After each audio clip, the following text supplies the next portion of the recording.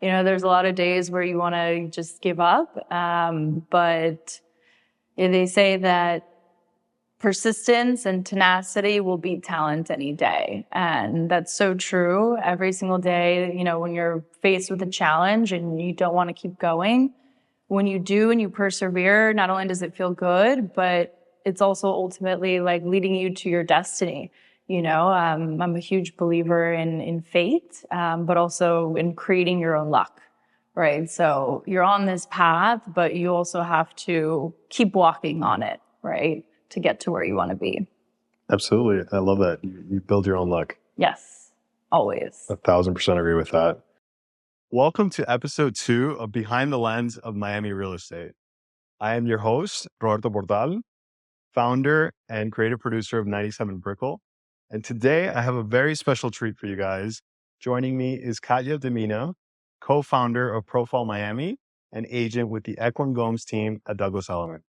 Thank you so much for having me, Roberto. Thank you for being here. So today we're going to be talking about how Katya went from blog to brokerage, building a media company, and now a real estate empire. So tell me a little bit about the aha moment for Profile. When did you feel like, you know what, this could be a standalone business? This has legs, like you said. I mean, maybe Was there a moment or a first time? event that we hosted. Okay. And I think it was about like Airbnb and short-term rentals. Okay.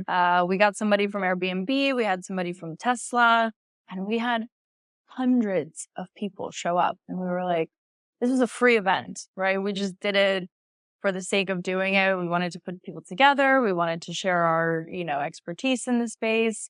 And when hundreds of people showed up, we were like, okay, I think we're onto something. There's an aha moment, I think, every single day. I mean, Okay. If you told me 2 months ago that I would be sitting here today, I wouldn't have believed you, or if you look back at like the things that I wrote down in my journal that I wanted to realize 2 years ago, I'm shocked at where I am today. So every day is an aha moment. Every day I look around and I'm super grateful and super blessed to be here. That's beautiful. So Katya, tell me about when you started working with Royal Palm Companies and your dream developer. You mentioned when we were off camera. What was that experience like for you, and what are some of the takeaways that you were able to learn while you were there? Yeah. So I was in college and, I was writing about all these developers for Profile, and I just became so enamored with the business. They're the apex of our industry. They're the top dogs. So those are obviously the people that you want to put yourself in front of, right? Surround yourself with the best. But I also realized that I had no experience. I was still a college student. And I was taking classes through the Masters of Real Estate Development program at a University of Miami. And as part of that coursework, I needed to get an internship. And he said, come in for an interview. He actually knew me prior. Okay. We had done a profile interview and we'd written about him. So he already knew me. Sweet. And then, went in there for an interview, came out with an internship. I started as an intern, and then decided that I didn't want to pursue the degree and that I wanted to learn on the job instead. And from there, I climbed my way up every single, job function and up the ladder, from an intern to an associate to a development associate. And did everything, all the market research, putting together all the investment decks and presentations, going out and finding new partners, either on the capital side or on the operational side, sales, marketing, asset management. So that was literally my education and development. And I spent 5 years working there. And is there one aspect that caught your eye more than others, or that you really focused in on while you were there? I realized there, which shouldn't have been, it shouldn't have been too groundbreaking of a realization, but that I loved working with people, right? Because you're dealing with attorneys, architects, designers, brokers, the full spectrum of people. And I realized that I loved interacting with them. And that was also kind of what triggered me to want to pivot out of development, because it's, I was crunching numbers for 12 hours a day behind a computer screen. And I think that I have other skills that are better served, and used elsewhere. My soft skills are very great. I'm a people person, and that's where I flourish and love to be. And so I decided to step away from the development and to focus on profile full time about a year ago. Tell me about profile becoming an industry authority. When did you notice that people were quoting profile, or an article that you wrote was being shared around the internet and you're kind of like, oh, that's pretty cool, I wrote that? Or Those were definitely very cool moments when people started to use our logo on their like press pages, or in the news section of their website. featured on profile. Featured on profile, like featured in the Wall Street Journal. I was like, okay, I'm being named alongside these top publications, in the United States. Yeah. Not just a local publication, but, being mentioned alongside Wall Street Journal and Mention Global and Rob Report. Sure. When you're, listed amongst those people, that's definitely a moment of, okay, we've got something here. And how much has social media played a role in kind of the boom of profile, would you say? Huge. I mean, we've had the Instagram since day one. And that's where a lot of our eyeballs and traffic comes from. So it's been absolutely instrumental, whichever side of the business you look at it from, an eyeball perspective, a views perspective, but also it's a sales funnel, right, for our events as well. And it gave us a platform. It gave us a voice, right, to share this really cool content, like the interviews that we do. Also share, news about things that we're doing, like the events and stuff. We post all the recap videos there and, post-event photos, because at the end of the day, our industry is very social.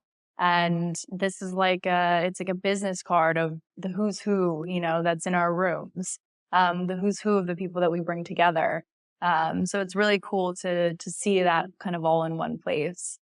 Very neat. And how has that equipped you now as an agent, having that background and understanding the value of putting yourself out there, kind of getting in front of the camera like you're doing now? It's been absolutely invaluable. Absolutely. I mean, from building a brand to now also building a personal brand on the agent side, I think that those are the agents that stand out, or the people that can tell a story. A better story, like a video home tour, for example, you're either going to sell the product better or you're selling yourself better, right? Because people ultimately either want to identify with your product or with you. That's what our industry is about. It's about relationships. And if people can identify with you, they're more likely to want to use you as an agent. Absolutely. And that's one of the things that we tell our clients all the time is you need to get comfortable being on camera. 100%. And when you're selling me a home, you need to almost do it in a romantic way where you're selling a story. What is life like in that neighborhood? 100%. So let's do kind of like an impromptu. We're in the Grove. Yeah. At this beautiful townhome listing. Yeah. By Pietro and this is listed with Pietro Belmonte and Frederick Eklund. Okay. So tell me, how would you present today? You had a showing. Yeah. How would you kind of describe this listing to someone like your LA clients from earlier? You're telling them about the charm of Coconut Grove. Absolutely. The charm and the lush greenery of Coconut Grove, which you can see behind us. That's my favorite part of the listing. It's quintessential Grove, and you can't pay for this kind of landscaping. You can't pay for these 100-year-old trees to just be transported and planted in your backyard. Absolutely. So I think that the lush greenery of Coconut Grove, which this neighborhood is synonymous with, is one of the best selling points of this home. And like community too. I think one of the beautiful things about if you're hanging out in the Grove is everyone's outdoors, everyone's out in the park. There's a bunch of events throughout the year. Yeah. Some beautiful restaurants to go enjoy. But you really, if you're going out as a family in Miami, I feel like the Grove is where one of the best is where you want to hang out. 100%. I mean, that's how we kind of found this listing. I was living in the Grove, a couple of blocks away from here. Okay. About like 8 years ago. And the seller and I, we just started walking the neighborhood. And we started to see opportunities. There was all this new redevelopment happening in the neighborhood. Everyone was buying up lots, which you could get for cheap because And a lot of the homes, they didn't have a lot of lot coverage, right? So it was a small house on a large lot. Yeah. And that's why this neighborhood became so primed for redevelopment. Absolutely. Because you could fit a lot more real estate than what the existing properties had. And so, he bought this piece of land with his father, developed it, and now we're sitting in this listing today, 8 years later. So it's a nice full circle story. Just from walking the neighborhood. Just from walking the neighborhood, literally. I love that. Katya, so tell me a little bit about your upbringing and how your career got started in real estate. I grew up in California, and then I moved to New York for high school. I came to Miami for college, and I never left. It was a sticky place. And that was where my love for real estate flourished. I met some friends in college, and they were all real estate agents. So I said, okay, there's something here. It sounds interesting. I got my real estate license, and also simultaneously started Profile, which originally was a blog. It was meant to be a lead generation tool for the sales side of the business, for the brokerage. And then a couple of years into it, we started to realize that this actually had legs to stand on its own as its own business unit. And we were both just passionate about real estate. We were so enamored by the developers that were changing the skyline here every single day. And we wanted to write about them. We wanted to get closer to them. And so we just continued doing that and evolved from a blog to a full-blown media company. And now we have a website, an email newsletter, Instagram, YouTube, podcast, and we also host events. So it's been a really fun journey. That's incredible. And Katya, tell me a little bit about your partner at Profile and how you guys met and how that turned into the relationship that it did on the business end and what's now become Profile Miami. We met in college. It was my sophomore year, and we actually started dating. Oh, no way. Oh, that's funny. Yeah, we dated for about a year. And then I remember I went abroad to study in Europe. And when we came back, we kind of had to decide, like, what were we going to do? We had also broke up at that time. And amidst the breakup, somehow started a company. It's a really funny story, and we joke that we're still kind of married to each other because we have the business. But I'm really grateful to have him as a partner, and we kind of complement each other really well in terms of our skill sets. And talking about your skill sets, what are some of the things that you enjoy the most behind the scenes? I guess the work that no one sees in putting together these great events. Oh my gosh. Every overnight success takes 10 years to build. And that is so true. I mean, we've been in the trenches, for the last almost 8 years together. And you don't see all of the behind the scenes, amidst the glamorous shots of, going to the parties and the events and the podcasts. And what you don't see is all the hard work behind it. So there's a lot that goes into it. Every day is a battle. I'm not lucky. I create my own. That's it. You just have to tell yourself that every morning in the mirror. Every single day. And show up. I feel like 90% of it is showing up. 1,000%. Even when you don't feel like it, show up. Yeah, even when you don't know what you're doing, right? There's so many days where I've woken up and I'm like, I don't know, what are we going to do? What's next? But you just keep your head down, one foot in front of the other, and you're going to get there eventually. Show up and good things happen. Yeah, 1,000%. Show up as your best self too. Yeah, absolutely. One of the things that we really kind of focus on in production and what we do is like reproduction, right? The plan. Yeah. Like lay it out, memorize it. And that way when you show up, it's so much more easy to execute. It's great to have a plan, but sometimes things also go completely off the rails. That's true. Okay, so make a plan and God laughs. That's it. Tell me about a time that you guys planned or like had a last minute, obstacle or surprise the day of an event. Was there any funny stories that you can share? I mean, every event has its own fires and challenges that you have to run and put out. because it's live and you're Right. dealing with hundreds of people. There's always inevitably something that will go wrong, no matter how long your checklist and due diligence is. You think you checked everything 5 times, but something will always come up, even if it's something small like ice. You're like, oh shoot, we don't have enough ice for 300 people. Instacart, Instacart, Instacart. Thank God for Uber and Instacart. Right. Saving the life behind all production planning. Yes. With all that being said and everything that's kind of on the table and on your plate day to day with running Profile and also participating in sales, what are some of the things that you do for you? What are some of the things that you do when you're not doing real estate? Tell me about that. I think that's a really important part of life because otherwise I would not be able to show up the way that I do in my work life. I love to play paddle. I love to travel, listen to music and dance with my friends and laugh. It sounds so simple and yet it's really the medicine of life is spending time with really quality people around you.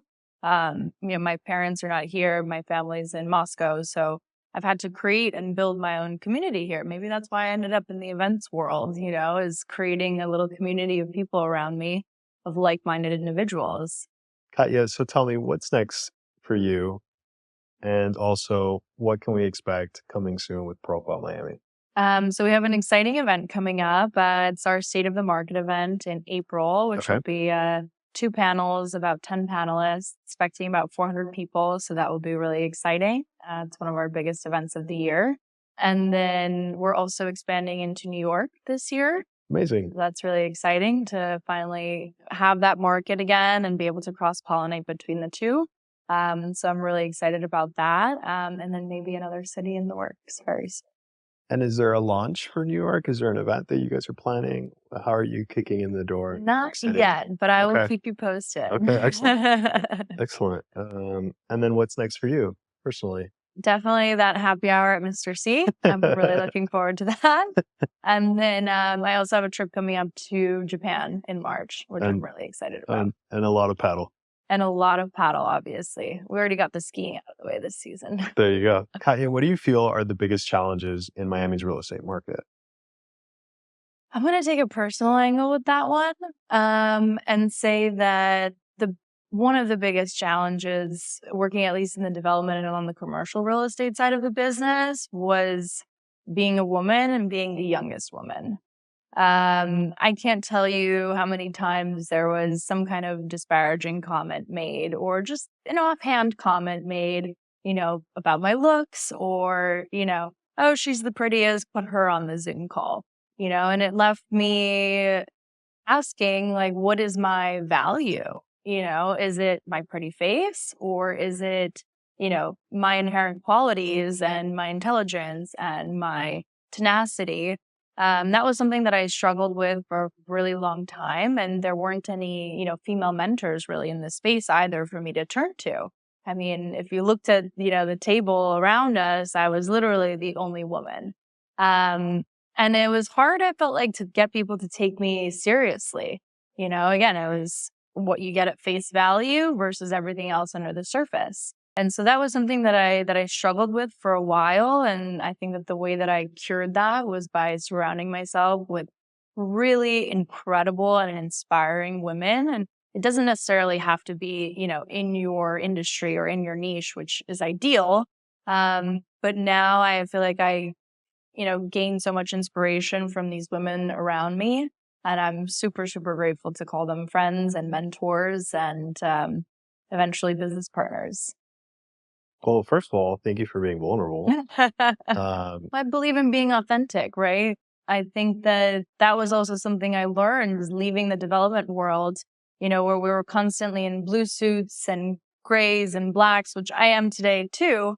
But leaving the corporate world and, working for myself, I just became more myself. I became more authentic. I started wearing more colors and pink started to pop up in my wardrobe and it just became so much more fun. It was a relief, And so I never want to go back to putting on that like corporate mask, right? Sure. My goal today is to blend those two worlds where I don't need to, feel like I have to compartmentalize them. And that's also been a huge relief in working for myself, has been getting away from them. Yeah. And the importance of being yourself, being where you're at. Yeah. Right. And being unapologetic as well, and always keep everything fun and be passionate about whatever you do. I think that's the best way to live life. And it's also the most rewarding. And don't be so hard on yourself. We're all learning. It's really hard to do that. Yeah.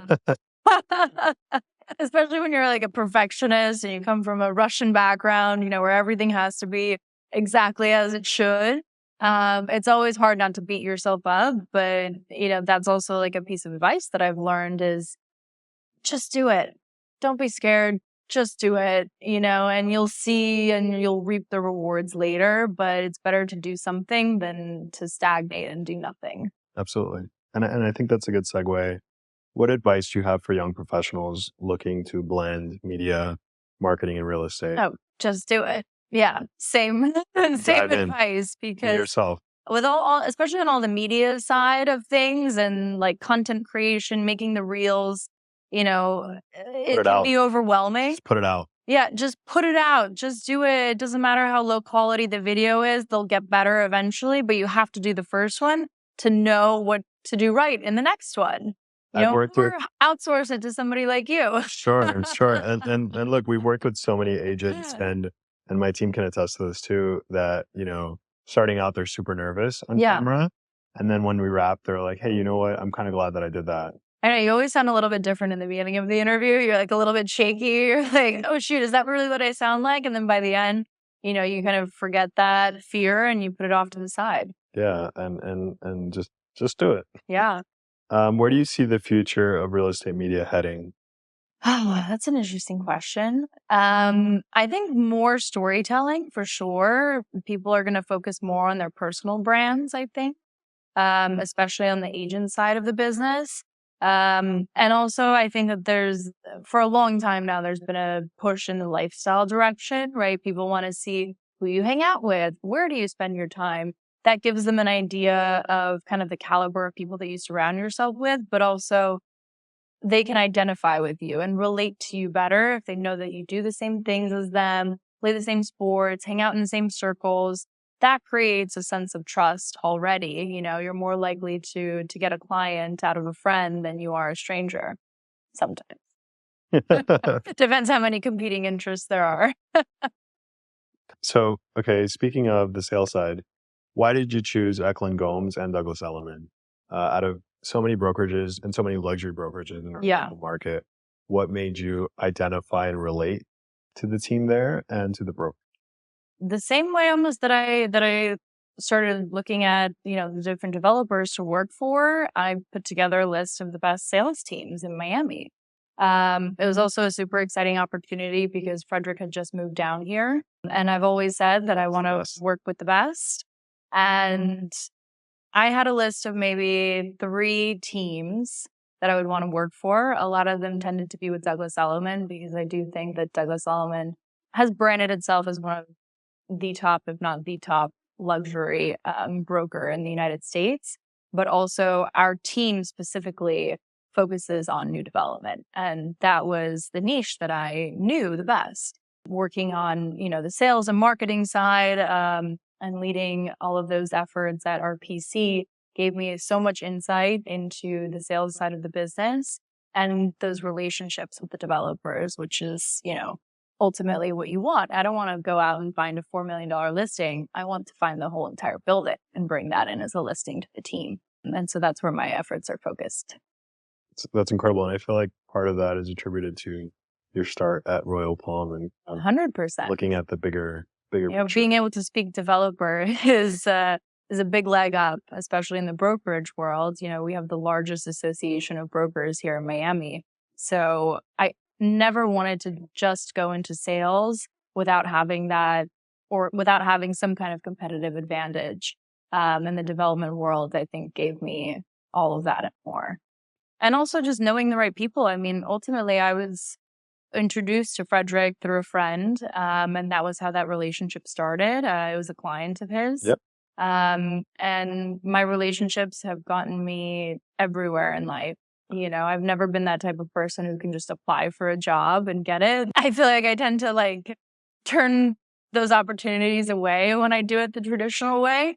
And so it's always been through relationships. And at that point, my previous experience, my media company, it all kind of spoke for itself. Yep. And the relationships that I had, I mean, I was, constantly running into all of my bosses at every single social function, which before they officially hired me, gave them a little bit more of like the impetus to want to, right? Because they still looked at me as a very green agent. Yeah, sure. And I think that's a great point. It's still and very much is a people business. 100%. And so that's why it's so important to let people get to know you beyond the sales and do things like what we're doing now. 100%. Show that personality. I think like my advice to some of the newer agents or greener agents would be to kind of put themselves out there a little bit, 100%. share a little bit about what they enjoy doing, and kind of build that rapport with, the community.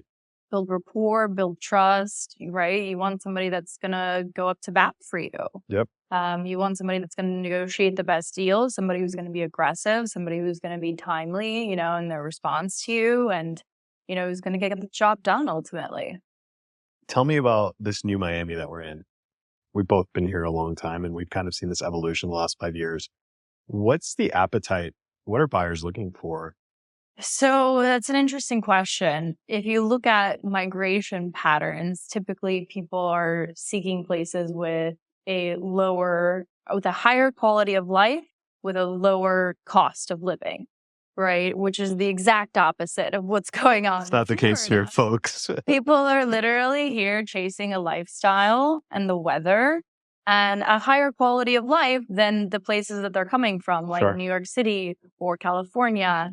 Or other places in the north, like Chicago, for example. And we're also propped up by an international market of buyers, which has always been, one of Miami's not selling points. There's been a big capital flight from countries like, Mexico, Brazil, right. Argentina. Every time something happens in Latin America, Miami tends to benefit. Absolutely. But it also means that we bounce back faster from recessions, for example. Yep. If you look historically, our property values tend to rise a little bit faster than in other metro markets and cities.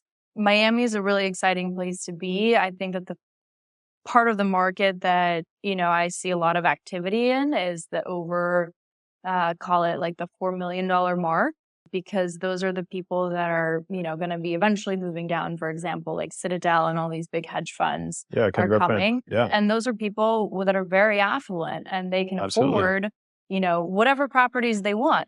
And the ones that they're buying tend to be luxury properties, definitely waterfront, or something turnkey like a condo. Sure. That market is doing really, really well, and it will continue as we have this influx of high net worth individuals coming down to Miami. And along with Citadel and the arrival of Ken Griffin, you have FIFA, Amazon, and all the executives that work at these companies that are relocating their families.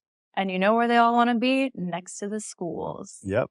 That's going to be Miami's biggest challenge, I think, in the next coming years. And that's why a lot of New Yorkers went back after the pandemic, was because there wasn't enough good schools to put their kids in where they could get in, right? All the private schools have really, really long wait lists. And back to Coconut Grove, we're in the best school zone that Miami has to offer. You can get in. Yeah, that's true. That's true. Katya, so tell me about the synergy between media and branding in relation to high ticket sales. How do you feel that being a part of a team like Eklund Gomes and a brokerage like Douglas Elliman really has given you kind of that backbone to walk in proud whenever you walk into a listing appointment? Well, it's amazing to have the power of Douglas Elliman behind you. We have an entire marketing team that's dedicated to, assisting our efforts, but also Eklund Gomes is really special in that regard because we also have our own in-house marketing people and PR as well. Social media is a huge part of our pitches. We get over, 3 million plus views when we share a video of the listing, for example. And Frederick is really good at storytelling. I mean, he paints the lifestyle, in every single one of his building and every single one of his videos of what it will be like to live there. He really brings it to life. He's an excellent storyteller. And it's really, really fun to work with a team like that. I keep telling people it's the story that's going to sell the house.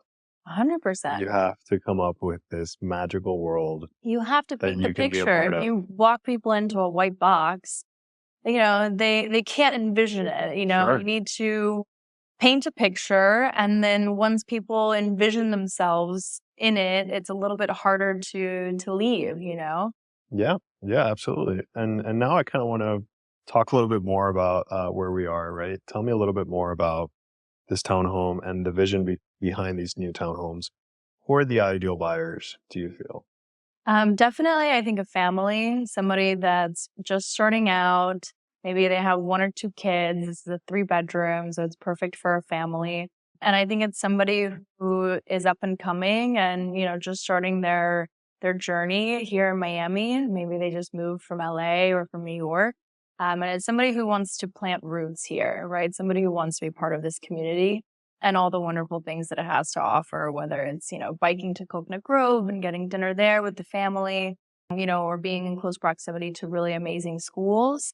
You also have all the retail and dining super close by and all the amenities that you would need. So is there anything you would like to say about the listing that we're filming in today? Yes, absolutely. We're in this beautiful brand new construction townhouse in the heart of the Grove. It's 3 bedrooms, 3 baths. You have your own pool outside. And this is the perfect place to raise a family, settle down in Coconut Grove. So if you want a showing, please contact me any day. Just a short bike ride to Coco Walk. Of course. And to Mr. C's, Bellini's await. Katya, where can people find you online and where can we find out the next events for Profile Miami? So events, you can sign up for our newsletter on the website, which is www.profilemiamire.com. And you can find me on Instagram at Katya Demina. Excellent.